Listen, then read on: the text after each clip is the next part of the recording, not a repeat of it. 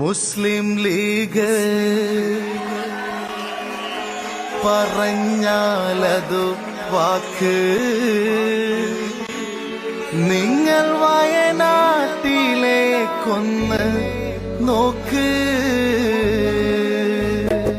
മുസ്ലിം league പറഞ്ഞാലതു വാക്ക്, നിങ്ങൾ വയനാട്ടിലേക്കൊന്ന് നോക്ക്. സ്നേഹകാരുണ്യ ഭവനങ്ങൾ തീർത്ത് ചൂരൽ മലയിന്ന് പുഞ്ചിരി പൂണ്ട്.